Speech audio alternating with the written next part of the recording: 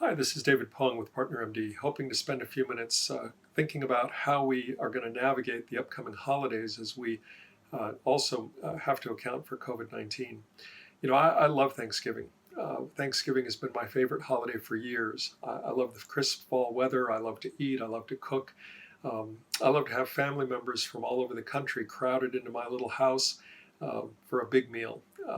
At our last Thanksgiving, our family's youngest kids and our oldest elders were all sitting together, sharing a whole day of stories and dancing and singing and eating. Um, this year, we've been thinking about ways to celebrate differently, though, because most of the things that I love about Thanksgiving are the same things that COVID-19 loves. Remember, SARS-CoV-2, the virus causing COVID-19, is a respiratory virus. It's transmitted by droplets and aerosolized virus that come out of the mouth and nose of an infected person and end up getting deposited or wiped into the mouth or nose or eyes or deposited in the airways of the next victim.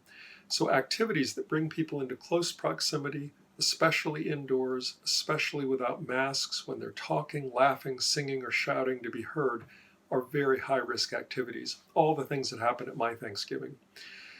So this year, as we're thinking about ways we might celebrate, we have to consider ways that we could do so that don't increase the risk of transmitting this virus to those people we love.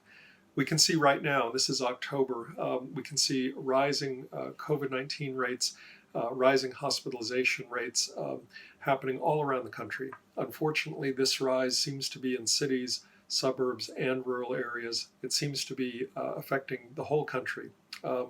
Not every location in the country, but across the entire country. So we really have to be careful with this. As we've been thinking about trying to celebrate, we've considered hosting a series of smaller get-togethers over the few days of the holiday weekend. So instead of gathering everyone at one time, possibly having one set of kids from one household for one meal, another set of kids from another household, perhaps parents on a different day. And even then, we would spread them out in the house so that people in any one household aren't sitting at the same table as someone from another household. I think it's important that we consider trying to still be outdoors.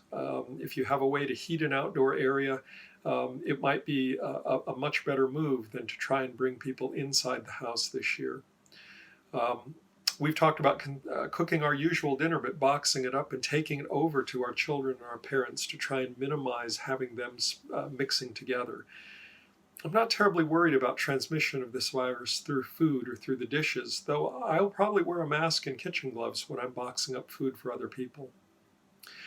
Travel to Thanksgiving or other holiday celebrations also brings some risk this year.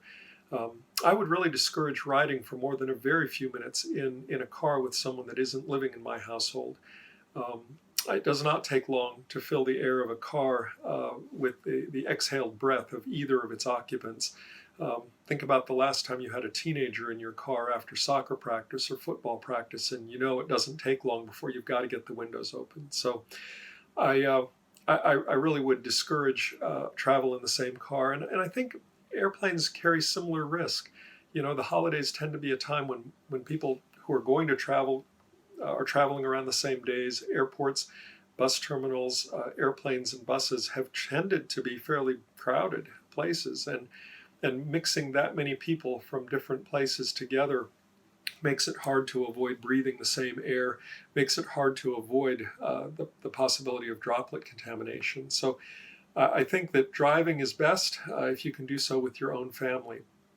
I'm not terribly worried about hotels. Early on, I had a lot of concerns, but I think that if I was going to stay in a hotel right now, I would try and arrive a few hours after the last time someone was in the room. So I would talk to the folks at the hotel about that and try and see if that's possible.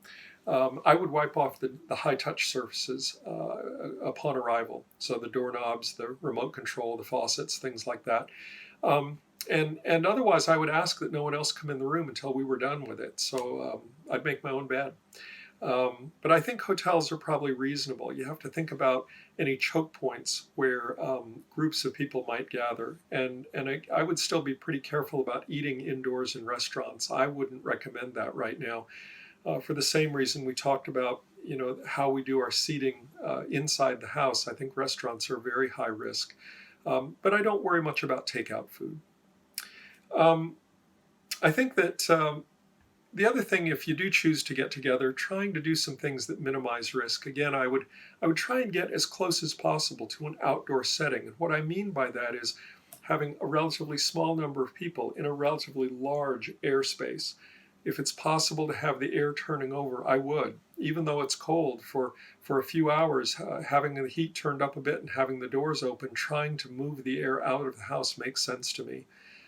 If you're able to be outdoors, I would. Otherwise, keeping people spread out in the biggest room you have makes sense. I think we should be wearing masks. If we're mixing people indoors from different households, I think you should have a mask on unless you're eating.